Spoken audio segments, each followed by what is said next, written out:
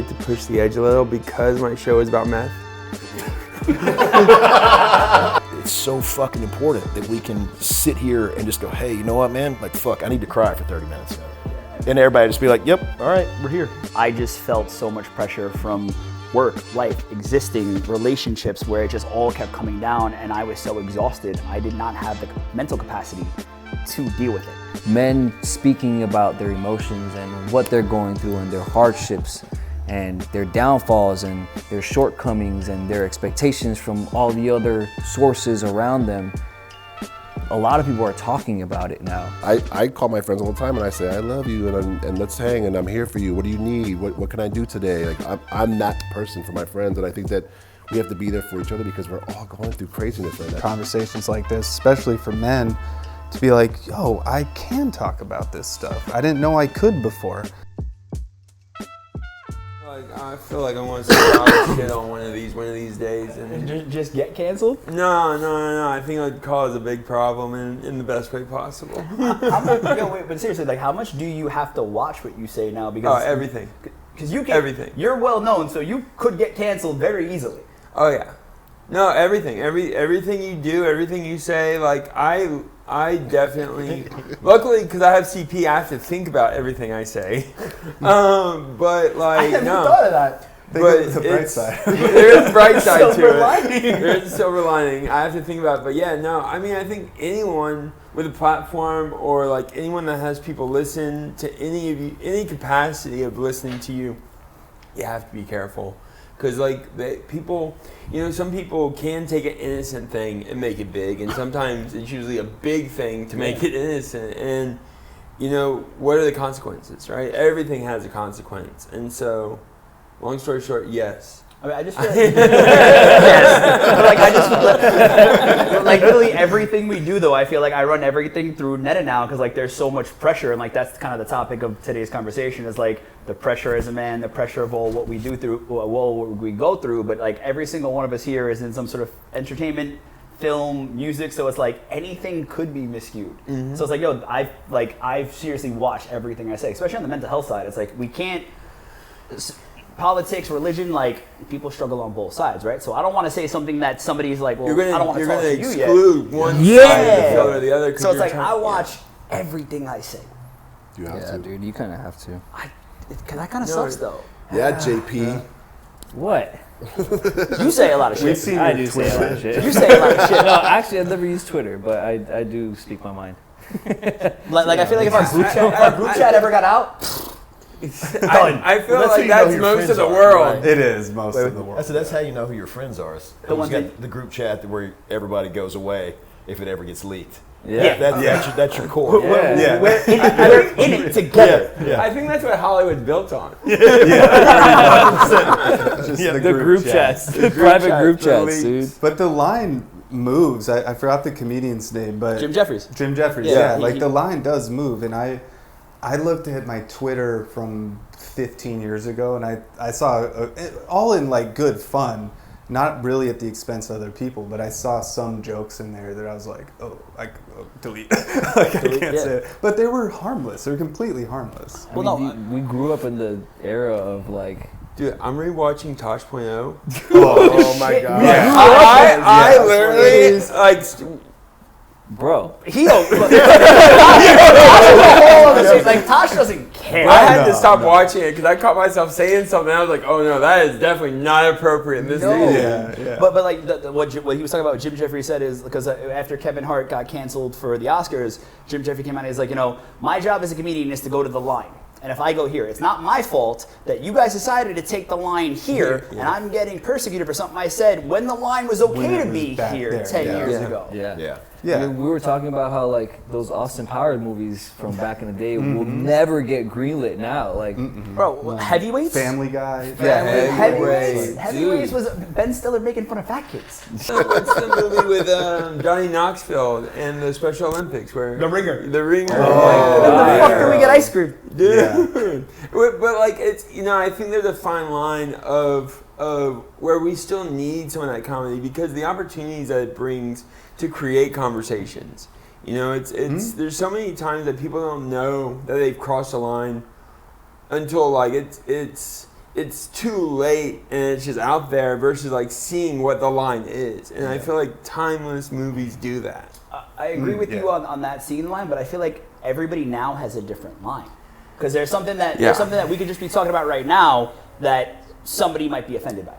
So it's like, at what point, like, where is the line for each person? And now, how do you approach it musically? Because you have a lot of artists that say a lot of different things. I mean, Every time we ask Billy a question first, he's like, man. it's not even that. I think music is just a different. It's a little bit Different avenue. Yeah. When you sing it, it's okay. Especially if you sing it in a different language too. You can say whatever you want. If you bought the album, you can definitely sing. I mean, we got Lavaka songs now. But on top of that, I think music artists, it's obviously it's their expression. So it's like, of course people are gonna get mad about what you say, but it's not as critical as it is in other forms. Like for you guys, like I think it's much more under the magnifying glass, for you guys, Yeah. See, I'm kind of lucky. I kind of get to push the edge a little because my show is about meth. You get a little bit of a window. That's true. You get some wiggle room. Not much. There's not a lot because I work with families, so I carry that on myself. But when we having a face and it's like, oh yeah, that's that person. Oh, look how clean it. And they go, what did they just say? Yeah, it's done. Game over. But it is important to also recognize the line sometimes and not fight against it, and collectively as a society, not to be historic, but this is crazy. A lot of people don't know this, but the first true American art form was vaudeville. Is white people in blackface. That's what people went to the theater for. I think we can all agree. No, wrong. Right, wrong. Absolutely not. And as we're evolving as a society, I think there are certain, we push that edge, but there are certain times we come across and we're like, we shouldn't talk about that way anymore. We should move past that and evolve. But usually something really bad has to happen before we find that next. True. Like what Jim Jeffrey with the different lines and moving the lines. I think there are so many lines depending on culture, communities, and avenues. But there's a line that's way over here that we're all like, let's not cross that. I think seeing that line again would be nice. Yeah, because I think there's just extremists on both sides. Exactly. Yeah. I mean, we still have people pushing that boundary, like South Park, dude. South Park recently has been. South Park doesn't care. and that's respectable. I think. But that's been their MO forever. Like South Park, Yeah. Eminem, Tosh, not going anywhere. Yeah. Anthony Jeselnik is another. Yeah, because they set that. They're like, They this set is that what precedent. I do. Yeah. And you have to be okay. And I think if you show that you don't give a fuck, then people have to respect that. Yeah. I think when people feel like, I might get canceled for this, then it's like people are going to try to cancel you. But if you stand your ground, like, this is who the fuck I am. Well, that's been South Park's MO since the beginning. Exactly. Yeah. No, I was just gonna say, I just think it's authenticity. Like if Exactly. if you're authentically that, Yes. you're like, okay, this is what it is. Like you said, People Jesselman, have to respect you. that's who that dude is. Authentic. And he's just like, yo, I'm coming at this from this place. It's when you're inauthentic and you're trying to do something like Right. that's when it's That's Covering it up. And at this point, I feel like everyone's offended by everything at this point. So it's like what do you What can you do? Yeah, I mean, at this point, everyone's offended by every little thing that you do. I see shit all the time online as far as like people have a fucking opinion about everything. It's like, Yeah. I mean, the internet, you. dude. The internet, and then just the fact that people have it on their Anonymity in their hands. Anonymity is something that is so abused in this day and age because, how easy would it be for all of us right now to make an email? Yep. Make a brand new account. Brand new account and go then back shit and on just everybody. hard, Just hard shit on everybody. Dump. We can hide it. I can mask my IP too, bro. And no official consequences. I mean, there are if you get to a certain point. Government will get you, but for the most part, if you're doing cyberbullying, I did a lot of anti-bullying campaigns for many years, and I'm a big believer in not always see something stand up for it because that's how you get shot, but peer-to-peer support and the amount of bullying that we found from they're friends with private accounts, Yeah. just attacking them. Like There's the and documentary on the mom. Oh, dude. yeah, I was just gonna Yeah. say, I was just The gonna mom. say that. Did you see this documentary? No. That There was a documentary girl who got bullied fucked. so badly that they got the police involved, and it happened to be her mother doing it to her, trying what? to teach her a That's lesson. wild. It's on Yeah. Netflix. It's Yeah. wild. Bro, Years. telling her daughter you should kill yourself. Like, You're the ugliest girl in it school. was bad. What? Yeah, Bro, Jeez. her mother. Her mother doing it. Okay, all right. Yeah. This is authentic. I think that person should be able to be punched in the face, and everything's all good. And Link would say that, so that I can't vouch that is authentic. Yeah, like the disclaimer, the quick disclaimer. Like, this is authentic, but I'm gonna say it real quick. Because I was like, I'm from this old school of like back in the day when a Hey, kid hey. gets bullied, like you were taught. My dad told me, he's like, you never start a fight, but if But you somebody finish it. comes, he's like, Yeah, finish that shit. then you let them know. Yeah. And if you throw one, there better be 2 and 3 coming behind it. I don't care if number 1 puts them to sleep. Yeah. Yep. And it's like there's no consequence of that anymore unless it is like somebody gets shot because they're getting crushed Online bullying. Yeah. constantly. Yeah. And there's Well, like a kid gets bullied nonstop, and then they Again, stand the up for pressure themselves. builds, the Then they pressure get builds. expelled. Yeah. But think about it Yeah. different. Like when we were kids, right? If you get bullied in school, you go home, right? You get a little break from it, a little reprieve. Yeah. Now kids, it's There is online none. bullying There's constantly. Like no the stop. amount It's of not like stop. the unalive rate, because I can't say the term, is actually starting at 10 years old. Yeah. There's a category for children 10 years old taking their own lives Yeah. because of cyberbullying, and And it's yeah. actually growing. It is Yeah. continuing It is- to build it is more growing. and more. So like, Yeah. I mean, we're talking about just pressure as men at our age. I Yeah. can't even imagine the pressure of being a child right now in this world with all the craziness going on, and then just trying to survive. Yeah. Like, But like think about like we all have. I feel that having these conversations, we have an understanding and a conversation of like, okay, this is what I need to do to survive for myself, to make sure like to break away from that. And like when it comes to that notoriety that we have, they're like, oh, we have to be careful on what we say and what we do and how we affect others. And now, but just imagine you take away all of that, like take away the public eye aspect, and now you have nothing but raw, young potential that like they're hungry and they're out there and they're pushing forward and they'll do anything to get what they want. And like they hide it. They hide it in a way that like no one can tell. And I there's not a right answer to fix this. There's not. No, there's not. It's time. I think we're just too far gone. And like you said, it's people like there's no punishment for it. There's no being held accountable for it because you're doing it behind a screen. Yeah. Yeah. Well, I think the pendulum is going to swing back twice as hard. I mean, you're seeing people get arrested over it now, like never before. Like, Yeah, but I Yeah. think that's still such a small. It's a small. It is. Yeah. It is small. Yeah. but when AI starts plugging into all your messages and all your stuff, and it's like, and then Thanks, it's like, okay, Pelletier. bing, you're red flagged. Like, Yeah. it's like, That's scary in itself. Just that thought of like us, everything that we post or say being monitored. Yeah. It's like a double-edged sword. It's like, okay, cool, you'll start filtering out all the hate speech and like the bullying and stuff, but then you're starting to censor other people and their opinions and certain things. Everything starts getting monitored. It's just a slippery slope. I just don't think Yeah. there's a line anymore. Yeah, I agree. Like I don't think there's a line to it, and then it kind of puts us all in this place. It's like, all right, well then, how do I live? What can I say? What can I post? What can I talk about? Like, there's certain campaigns that we've talked about, and then it's like, yo, does this? We talked about this earlier. Yeah. Does this fit the brand? Like, yo, have you ever not taken a movie because it didn't? Usually, like, yo, this could look really bad on my career. Yeah. Well, absolutely. Yeah, yeah, and I'm not at a point where I can turn down anything. and I literally was like, Maybe no. Can we say I'm really busy right now? That's a big thing in music too. It's like collabs and features. It's like you have to be really careful about who you associate yourself with because it's like there's so much beef and there's so much, so you have to be careful about that kind of stuff. find yourself on the wrong side of the street. Absolutely. like that David situation, that artist David that's like under investigation For the murder. for dismembering a that's right. 16-year-old girl and putting her in the His back of his girlfriend, wasn't Tesla. it? And writing yeah. songs about it and, and writing singing songs about it. Yeah. But apparently the FBI found him innocent. Yeah. But the girl's found in his car. He wrote songs about her. He was dating her when she was 14 and he was 17. Yeah.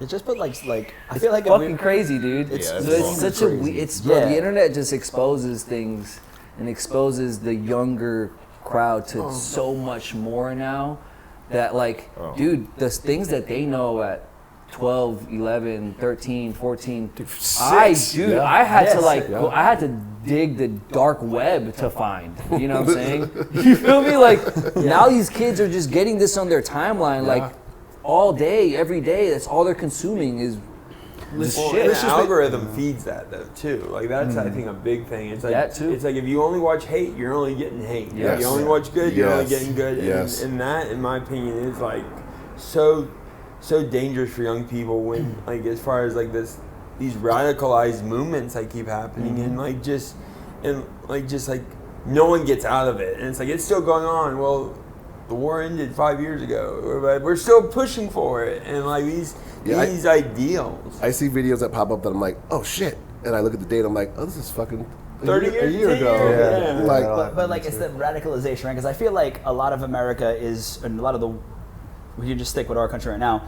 So many of us are more in the middle. It's like, all right, I agree with this, I don't agree with this. I think we could see eye to eye on this, but what gets the volume is from those radical people on each side, and that's what the kids are taking money in. makers. That's money makers, but that's what the kids are taking in. So like now we're creating this radical generation of all these kids coming up because that's what they're hearing, the loud voice, and that's what they think is okay. That's what they think is right, and then they think, well, I have to pick a side, and I feel like this, and I'm a, you know, like. And it's a slippery slope, man, because you're having kids pick sides. Yeah. I'm stressed out. A kid shouldn't have to pick a side till he's 21, I'm 18. stressed You know out. what I'm saying? Like. And it does. It does. no, like affect- no, go ahead, keep up. Like, I'm just saying it's you know, on top of you know where we're at right now as a country. I think everyone is feeling the effects of everything that's happening, right? Not only do we have to deal with our own life and our own jobs and our own careers and our own money and paying rent and everything's expensive and all of these things that are magnified and even more stressful than they've been in the last 10 years, right? On top of that, it's like all this other like, the world's gonna end anyway. So why does it matter if I'm working my ass off when we might not be here in 2 years, 5 years? Who the fuck knows? It's a very uneasy, you know, feeling and trying to navigate your life to just be normal and make my explore page only like cats. It's very tough because I'm like you like one fucking post of one thing and it's like now you get a million more of those. I don't like nothing. That's So we just go to the dodo. Like all the dog videos and stuff. yeah. So that's what I'm trying to do. It's a societal pressure too. I feel like because on the topic of pressure. Everyone is so opinionated that you have to have an opinion, and like someone might ask me something political or this or that, and I'll be like, you know what, I don't know enough, and it's like, oh, you don't care. It's like, no, I care, but there's certain topics that I can't put myself in those shoes. Yeah, it feels wrong to have an opinion. Yeah. also, and on top of that, I'm trying to live my own life and I'm my job. that. I'm trying to make sure my rent's paid and make sure that the people, the clients that I work for are getting their fucking jobs and getting their commissions and getting their. I have a fucking responsibility to the clients that I work for. Yeah. I can't always know all the things that are happening, and I'm trying to block myself away from it. I don't want to be naive to it because I have to know what's going on for my own sense. but also, I don't know where I'm getting proper information from anymore. Yeah, that part. Yeah. I don't know what's true. I don't know what's valid. Like, because everybody takes theirs and like AI, bro. Yeah, and AI. But like, it's crazy. You can watch the story on this the same story, but on two different news outlets. It's completely polarized. What's that video where it was like over 50 news outlets across America, and it was the same intro for all of them? Oh, yeah. And I don't remember what event or what I think that was happened. around COVID. I think it was around COVID. All the same exact narrative. It's all the same, and like it's these echo chambers. Yes. And I find as it being considered an echo chamber, that's what builds pressure. Is because you're stuck in this chamber with these same vibrations, these same people bouncing back and forth, and you don't realize there's so much other out there. And we just can't escape that. And then eventually, once you get to a certain amount of pressure, you're immovable. Like mentally, physically, emotionally immovable from whatever that pressure puts you in. And like breaking that is time. Well, it shuts down your nervous system. because like I've been in points where my career when I've had mental breakdowns where I just felt so much pressure from work, life, existing relationships where it just all kept coming down and I was so exhausted I did not have the mental capacity to deal with it. So it just kept coming and coming and coming, and I completely depleted my nervous system where like my doctor's like, yo, it's gonna take you like 4 to 5 years to really heal. Don't drink coffee, don't get overstressed. I'm like, do you know the life I live? Do you know the world we're living in? Like, is that an option? Yeah, I don't but I think that that's we're in this space now where everything is so much more pressure than it was. I don't remember ever working this hard and being this stressed out in my life. Yeah, and it's like it's become the new normal for not only for me but for everyone that I talk to. Everyone, all my friends that I talk to on a regular basis are like going through the same thing. And I think that's why it's important that we do these things as guys, because it's like we're always taught to keep it to ourselves and hold it in and don't show no emotion. unless it's anger. Yeah, exactly. And so I call my friends all the time and I say, I love you and let's hang and I'm here for you. What do you need? What can I do today? Like I'm that person for my friends, and I think that we have to be there for each other because we're all going through craziness right now. And it's like I said, I've never felt this much pressure ever. And to go back to what you said, it's like it's jarring, and my nervous system sometimes is fried, like fried. And I that's the only way I can explain it is like, I remember I had an event in New Orleans, and I literally was just fried. Like I could have just You just shut down. just I'm out. You know what I'm saying? Like And I, like, no, that's it. and and we all talk spirituality. Like I believe in a collective, right? And collectively, everybody is struggling. And then kind of going back to like having these conversations, it's like there's so many outlets for everybody else, right? There's outlets for women, there's outlets for kids, there's outlets for the disabled community, the gay, the LGBT community. There isn't one that is just like for all men from all walks of life, just to be able to get shit out. Because like, we carry the pressure of being providers, just everyday life, having to do, and I don't want to say more than anybody else, because everyone has their own struggles, but it's like, you have a wife. Yep. You have to be a provider for your wife. Literally just had this conversation 2 weeks ago. And my wife is amazing. Like, Great. She's great. She's She's a awesome. freaking rock star, and she's incredible. But I had a legit full-on meltdown, and I've never had one in my life. I've always been the dude like, I'll figure it out. Had a meltdown, like just where I lost my shit. And I came home, lost my shit. I was like, don't come home, like fucking dark. And I was having horrible thoughts of like, I'm gonna do something bad. Yeah. I don't want you to see this. Yeah. And it was fucking dark, and I'm just being real. Yeah. And like, it freaked my wife out. And so once I sort of got my shit back together, I told my wife, like, cause it freaked her out because I've always been the pillar. I've always been, put it on my shoulders. It doesn't matter what it is. If it's an army of people, I'll be the one standing. And this time I wasn't. And I told her, she's like, you scared me. I didn't know what to do. And I kind of told her, I had this realization. I was like, you know what? I just need a space. I need in that moment, I just needed you to hear me say this crazy shit. Just to get out. And you just literally sit there and go, you're okay, and hug me. Not tell me what to do, because even if you're giving me the greatest advice in the world, I can't hear it. Yeah. And I need to say this venom, and I need to get it out of my fucking system, because I was literally going nuts. And so she heard that. She's like, okay, all right. But it was a weird thing, because I'd never been in that place. I mean, I was literally having a conversation with my dog, and this is probably a little too dark for this, but I was sitting there and I was holding on to a gun, and I was sitting there, because I told my wife, I was like, don't fucking come home, right? And so I'm looking at my dog, and I got a Siberian Husky, and I was like, you'll be okay, right?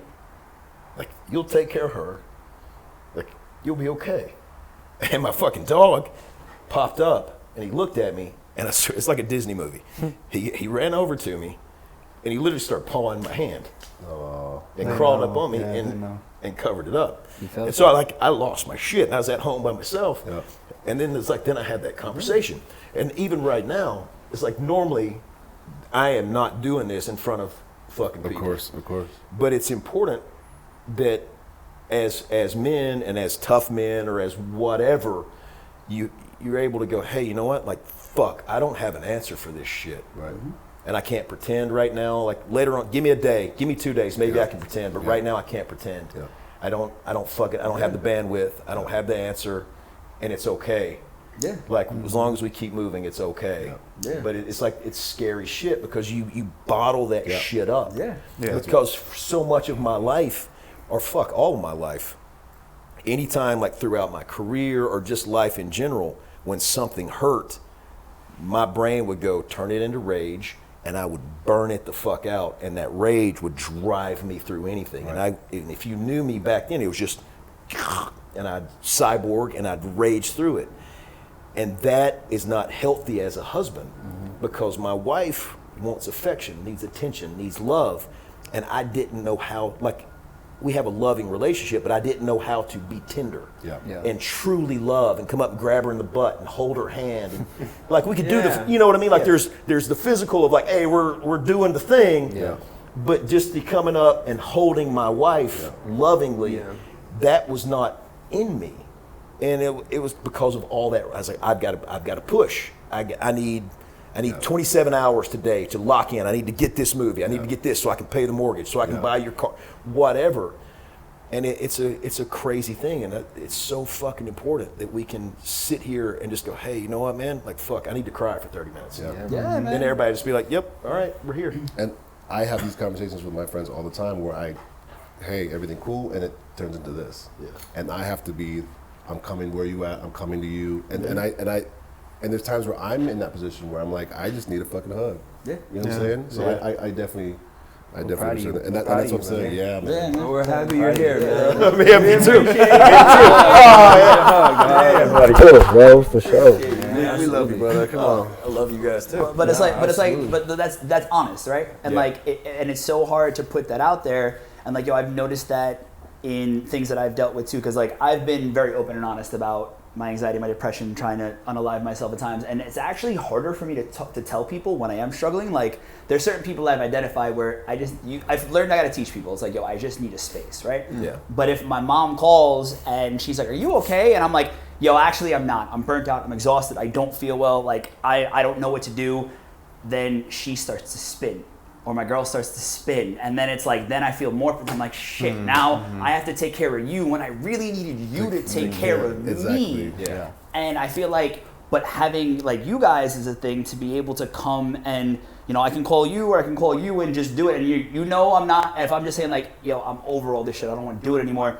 You're not taking it so seriously that I need to be 5150. You just know I need to get it out. Yeah. And I think like that's why we need more spaces like this for dudes to be able to have it. And like, you haven't met some of these people, and you're still felt comfortable enough to have that conversation, which is, again, thank you, and is amazing. But I think if we were able to put this kind of concept into more places, I think men would be able to rely on each other more, and like, again, teaching each other how to have these conversations. So when we first started the show a long time ago, we had so many people listening in around the world, like, how do I talk to my friends the way you guys do? Like, I just, I want to listen in just so I feel like I'm part of it, because I don't have another space, so I just feel like I'm a part of you guys. I'm like, thank you for that. It's like, there's way more of this type of thing needed, now more than ever. And it's funny, as I get older, I have identified that that's kind of the only friendships that I want to foster. I want my life to go. And so, anyone that I feel like isn't that way or isn't open to that kind of friendship, I'm like, I don't really want anything to do with it. Yeah. Like, I need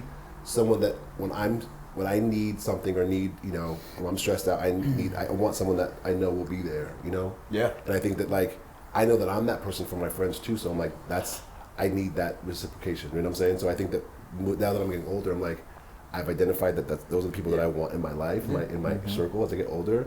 Everyone else, I'm like, I don't really want to spend the time, on one-sided shit. I also want people that I'm so close with that can recognize it, because I'm one of those people, I'll keep going, because like, I'll feel it, but I'm like, I gotta get shit done. There's pressure to perform, there's pressure to put on the face, there's pressure to do all these things, and it's like, I need to get it done, and I need friends that be like, you need to, like, plenty of times JP's like, man, I think you need a break. And I'm like, you know what? You're right. Because I'm not thinking about it, because I don't have the mental capacity to think about it, because I'm just trying to survive. Yeah. Dude, a good buddy of mine was a former Navy SEAL, and literally last week, randomly, I sent him a message by accident because it was my subconscious was like, I'm telling you. talk to him, because I was having this thought, because to me, long story short, like I wanted to hurt this person, right? Not him, but I wanted to hurt this random thing that happened. I was like, I want to pull this person's teeth out of their head. and so it was and my buddy that was an ex-Navy SEAL had just sent me like this laughing meme or something, and I halfway sent what I was thinking in my head. I'm like, how does he handle knowing that he can do these things at this level? How does he handle stupid shit? And I literally half texted that to him when I was trying to just hit a thumbs up. And I sent it by accident. And he goes, dude, what the fuck? And I looked at what I wrote him. And I was like, I didn't consciously write this shit. And so I called him and kind of just told him that story. And to his credit, because we always just kind of bust each other's chops. And he goes, what are you doing right now? I said, I'm just chilling at the house, man. He's like, let's go get food. Nice. And like he fucking recognized what was going on. He's like, dude, get your ass out of the house. He's like, I'm gonna come fucking pick you up. Let's go. And that's a dude's dude who's done. And he was just like, nah, Yeah. let's go. Yeah. And it was so incredible. I've never really experienced that. And I've got a core group of friends now that we openly have these kind of conversations.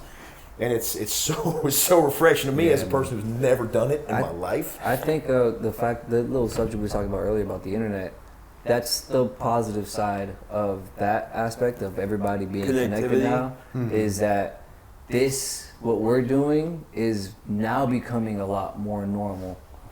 Men speaking about their emotions and what they're going through and their hardships and their downfalls and their shortcomings and their expectations from all the other sources around them. A lot of people are talking about it now. A lot of people are showing that emotion. We're having more empathy. We're understanding that we don't have to be macho and throw the team on my back. Like I'm the only boy in my family, and my whole life has been, you're the man of the house. You know what I mean? I'm not financially in the position where I can help my family, but I still have to, month after month, provide for my grandma, provide for my mom, send them money, send my niece and my nephew stuff. Like it's a lot. Be there for my sisters because my sisters and my mom have a rift. So having a space now, I feel like it's opening it up. Like the internet's opening it up for everybody. The connectivity is opening it up for everybody. It's opening this conversation up. It's making it available. It's making it now something that we can nurture. You know what I'm saying? So I think this is awesome. I commend you so much, dude. Because like we commend Mike all the time because this is built off of his struggle. You know what I'm saying? And us being there for him, and now we could be there for more friends and more men. And more people that need this shit, so it's awesome, dude. And I think like and I love that you said like it's becoming more, it's happening more. And I think us having these conversations, because I still think there's a lot of people who have it, but they still feel shame about it. Because I have people that'll come, like after I do a speaking engagement, will pull me aside and be like, hey, can I talk to you about something? But they won't talk about it in the open. Yeah. They'll make sure it's just me and them one-on-one in a place where nobody else will see them talking about it. So I still think there's a lot of shame behind it. And that comes with the pressure of still being this tough man in this day. There's never been the example. Now we can, this is a physical example of that. And the fact that we can put this online and it can reach people on the other side of the, like when we did the show regularly, our biggest audience was in Australia. Yeah, we had a lot of Australians. And we were doing it at 8 p.m. on a weeknight here, so they're waking up at like 5 a.m. to listen to us. Yeah. And actually, we found out a big reason that men's mental health in Australia is actually one of the #1 countries in the world that has this problem when it comes to unaliving yourself, and they have like the highest rate amongst all the rates in the world. That's crazy. Wow. It is the positive side, I guess, of social media, things like this. This sounds so funny, but if it wasn't for TikTok, I wouldn't have gotten sober. Because the algorithm caught on, and I kept seeing all these coaches that weren't AA. Like my brother tried AA, it didn't work. I didn't resonate with it. I was like, well, I'm single. I'll just keep drinking. There's no reason not to. There's tons of reasons not to, but at the time, I was like, fuck it. But all these algorithms came out of these people being like, you do have control, you can stop, these are the negative things it does to you, this is how you can get help. And finally one really clicked with me, and I was like, this dude's talking to me. I hit him up, and I'm over 5 months now, and bro. but it's like bro. the snowball of publicizing mental health issues, I think, is on a roll in podcasts like this and conversations like this, especially for men, to be like, yo, I can talk about this stuff. I didn't know I could before. It's important. We need to. We absolutely It's phasing need to. out the brain rot from your timeline, and Yeah. starting to, once you start liking things that resonate with you, it starts, like you said, you create your algorithm, and your internal thoughts and the way you feel is what you're gonna double tap on, is what's gonna pop up on your screen. And if you see something you like and you tap it, it's gonna pop up again. So if you like ass pics, it's gonna pop up on your timeline. One interesting thing that you said, and something that what you said earlier, there was a moment when you were like that weakness, and then there was a look you got back, right? Or a tone. And I think that is the hurdle that we're trying to get past right now, as far as men's mental health. Because there is that wall when you are vulnerable, right? And like you have this appearance, and you're the pillar of your family, or you're a pillar of the community, or you're whatever that pillar is that's crushing you all the time. When you step off of it, everyone gives you that weird look, like you're doing something wrong, or you're like there's an element. It's not that you're doing something wrong, but it's something that's out of abnormal. Like you're overstepping. You're overstepping, and it's like, and then that's where I feel, because I've done it myself, where I've like that anger that built, whatever it was like man, it's like I'm on my 4th flight at 4 a.m. I can't do this anymore. Like I haven't gotten any sleep. I have to go now fly. I have to go drive now 3 hours to run this. Like, man, I don't want to do this. I can't keep doing this. And then you say something to like that, whoever that person is with you, or your team, or your family, and they go and they give you this weird look like, are you saying this right now? And then you go, oh yeah, no, I'm fine, whatever, I'm good, let's go. And I find those little cracks, right? It's these cracks of who you are, and I find that you feel it in your soul. These fragments that are breaking off, and it's like, okay, let me just scrape these pieces together and hold it for a little longer, and then you get over that hump and you go, okay, cool. Now, all the pieces kind of fell back into place. But there's still always like one little thing missing each time. And I feel that we have to find those people. That's where it's like, I don't care what time it is in the morning, that you can call them and be like, yo, where are you doing? Are you up? And like, that's sadly, a lot of people don't have that. Or don't feel that they do. That part, Like an addict doesn't ever feel like it needs to get clean until like there's a moment, right? And so my dad was an addict. I dealt with him my whole life. He was an addict, bipolar, schizophrenic, manic depressive. So like one day he's the life of the party, your best friend. Next day, it's something complete, a whole different world. And like for me growing up, juggling that, I learned coping mechanisms and traits, how to diffuse it. But the one thing that I always found that I never figured out, and I didn't come into place until you mentioned it, is that look. When you step off the podium, when you step off that pier that you've been carrying, and you're like, oh, I gotta get back up there. Like, no, you don't. like there's times. I mean, when it comes to your family, you're like that core. You kind of gotta figure out how to carry the podium in a way where you don't fully get crushed every day of your life. But more often than not, we're carrying things that really aren't ours to carry, that aren't part of helping us grow as a person, aren't part of anything to do with us, that we carry from past relationships, past family experiences, trauma, and that trauma weight, like that we never get rid of. Like you can learn to comprehend your trauma. You can learn to overcome your trauma. You can navigate the trauma. Yeah, but it still lives in your body. It still lives there. It still lives there, and it's not going anywhere until you learn how to manage it for yourself and be able to to not just internalize it, but take it out of you and say, okay, hold that up to what it is in your palm and be like, that's nasty, go away. I think that's where a lot of people struggle though, because to be able to get there, to recognize it, and then have it come up and you just be able to remove yourself, that's a lot of internal work.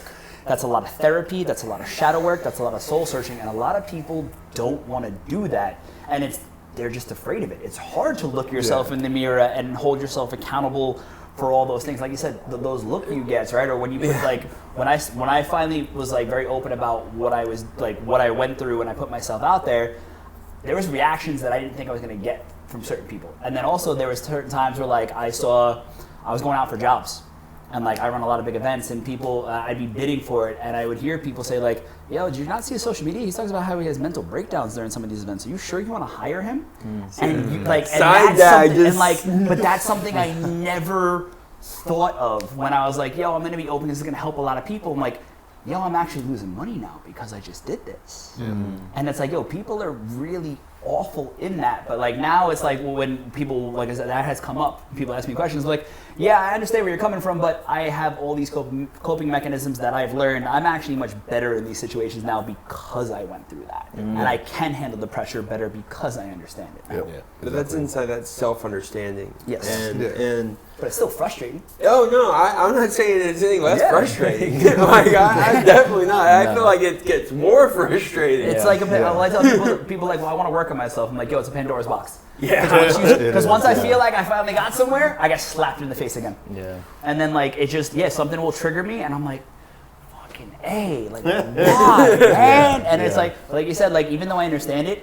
Like, The Body Keeps the Score is an amazing book to read, highly recommend it, but it talks about how trauma lives in the body. It's a scientific thing where it's like, sometimes I'll get overwhelmed and anxious and I'll feel it in different parts of me. Yeah. So there's now a difference between my anxiety from a body anxiety to a mental anxiety. Yeah.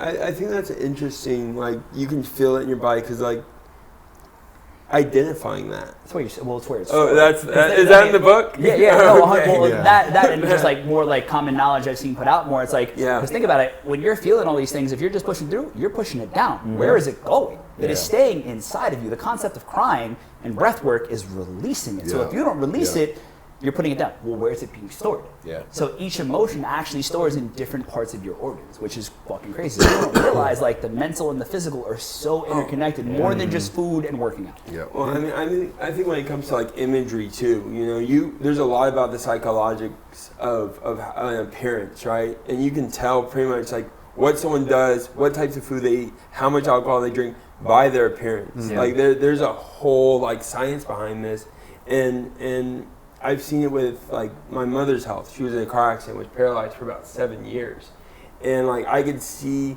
where her stress in healing, and like how it would manifest through her injuries and pre-existing injuries from hips to knees to arms, and the different types of stress or the different types of pressure in the brain on where you're feeling the heat versus the front and the back, and like.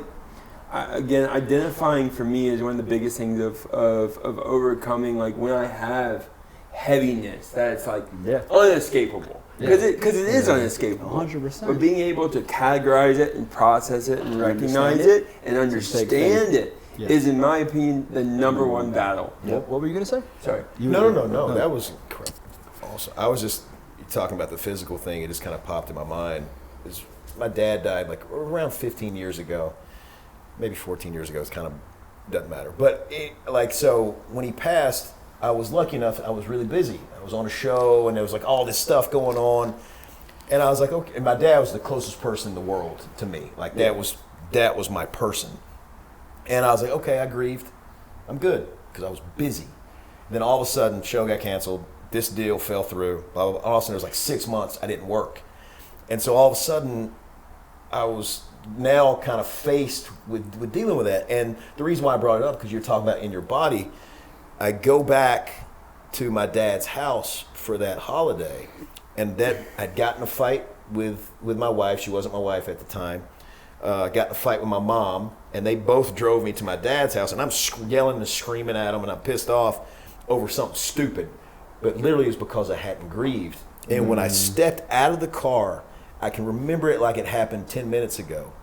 when I stepped onto his property, I felt my legs. And all of a sudden, I literally just started like somebody was electrocuting me. And I just started snotting and sobbing, and I crawled up in the flower bed and just sobbed like uncontrollably. And it's like just, I literally felt it like this, like something was coming out of like the ground, coming up through me and just vomiting out of me. But it's weird, just that triggered that you're talking about in the body. It's like, holy shit, I felt that. It's the physical stuff is, that hits me all the time, usually with stress. But I remember this year my mom was in a brain trauma accident, and she was in a coma for like 4 or 5 days.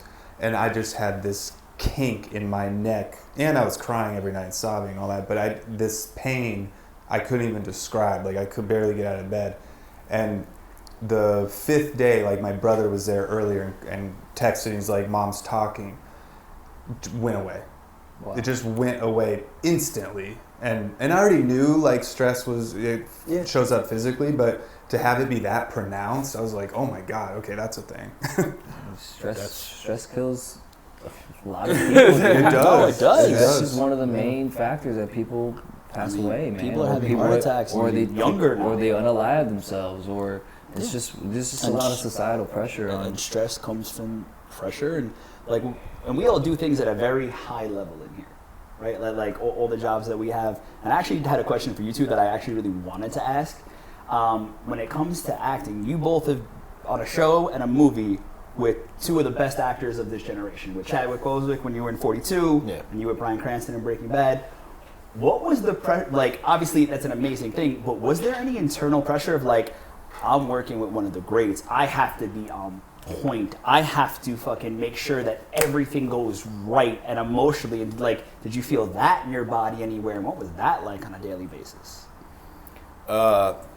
For me, it was so early on in me actually getting decent sized work that I was feeling that pressure just because I had the job. Right. Mm-hmm. I was like, I know I can do the thing, but I was like, holy shit, wait a minute, there's 2,000 people here in the stands, and I'm gonna be, all right, I gotta, so. Well, there was really people, they didn't CGI that, there was like 2,000 people. There was. I didn't know that, that's crazy. Because I remember those scenes, A funny thing, this is literally what went through my head. So like the first scene that I shot in this movie was on the baseball field, and wanted me to pitch to him. It was like the end of the movie, and so they really wanted me to throw, and so I was throwing about 90 miles an hour when we went to, because we worked with major league coaches, like subtle flex. Pretty sick. I'm just saying. And so we're practicing, and then they put a steady camera right in my face, and there's a camera behind home plate, and there's no screen, there's nothing there. And I'm like, hey, I throw kind of hard, and I'm super nervous right now. Like, I don't want the first thing I do is to break the multi-million-dollar camera. Thank you from over should here. we, this side of production. Should we put someone Break your red. And the DP was like, buddy, we shoot car crashes and everything. Like, we're good. And I was like, okay. And so that, I was already nervous. And I remember I turn around and I look up in the stands and I see everybody. And all of a sudden, I start getting shakes. Like your first auditions, right? Where you're literally just like, oh shit. And your paper's going. And I was like, oh my God, this is my moment. And I'm going to freak out, and I'm not going to be able to do it. And I remembered the movie Major League. Yeah. You remember when Charlie Sheen is at the end, and he's sitting there, and he's like going nuts, and he just fucking smacks the ball in the glove and turns around. He's got the glasses on, and he throws a 101 heater. And so literally, that's what went through my head, and that's what got me right, was literally Charlie Sheen in Major League. Awesome. Whoever thought Charlie Sheen would be inspiration for something. Literally, I was like, okay, now I turned around, I was like locked in. Subtle flex, darted it, and we did the scene. And so after it was over, and it went right down the pipe, big crack. And so after we get done, DP yells out across the field, like, "Hey, can we get a screen up? We need to get a glass up." And all the extras were like minor league baseball players, and the dude playing shortstop big 6'4", he's like your size, 6'4", big dude. He comes running, he's like, "Fuck yeah, we do!" and lifts me up. And I was like, Yeah. oh, so then I was good. But anyway. No, that's we should amazing. Turn to Charlie Sheen more. I don't know if that's the best time. I'm kidding. Don't Man. I never thought of it that way though. Of like, because obviously just being around somebody like that, it's like, well, I'm just like here. Fuck everybody else. Yeah. Like, I'm not even worried about that. I just got a job. Like, Yeah, everybody worked except me, and I was like, wait, this is way bigger than anything I've ever done in my life. It's great. I not so much Breaking Bad, but when I was on Hannah Montana as an extra, nothing to flex. There was no baseball. Well, actually, I did have a baseball in one of the scenes, but I didn't throw it. We shot in a live audience. Oh, dude. On Fridays. And like I remember my first time doing it in front of a live audience, going like, "Oh my God, I gotta be right here, and I gotta go right there, and I gotta be right here." I'm like, I can't mess this up. But the live audience thing is a wild, especially when you're like, "All right, guys, we only have a certain amount of time," and there's like 30 people, 40 people, 100 people looking at you, going like, "Okay, is he gonna make it?" Yeah. And like that's that, because like 100%. Like, I find more often than not people do want you to succeed. But in your own head, everyone wants you to fail. In your own head. Yeah. You feel the eyes. You feel the eyes, even if they're not there. so like, did it get like as Breaking Bad got to this massive show? Did it get harder? Did it get a little bit more pressure? So no, for me, Breaking Bad was easy. Really? Breaking Bad was the easiest That's part. cool. Like Breaking Bad, it was so well written. You know you're seeing it more and more lately, this conversation, but being consistent, showing up on time, knowing your lines, I mean, that's what makes a great career. And so for me, it wasn't during Breaking Bad, because I was surrounded by like literally the best in the business, from our DPs to our camera directors, to cast and crew. Everyone across the board was just so high level on it. You knew there was no. In like other movies and shows, there's interpretation. Oh yeah, a lot of interpretation. Where you're like, how am I even going to say this? And you're like, hey, how do you want to say? Yeah, they go like, say whatever you want. It's like, yeah.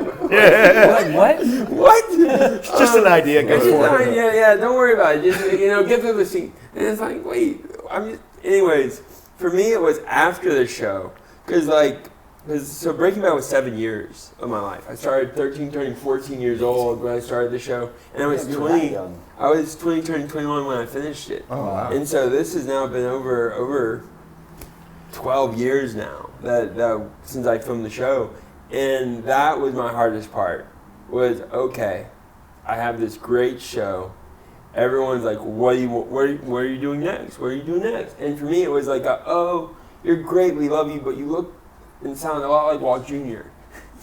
And you look too much like Walt Jr. You're like, so me and my team worked really hard, and all right, what is everything that Walt Jr. wouldn't be? And we targeted that, and like a lot of like modeling, and I jumped more with my buddies in music videos and stuff of that nature.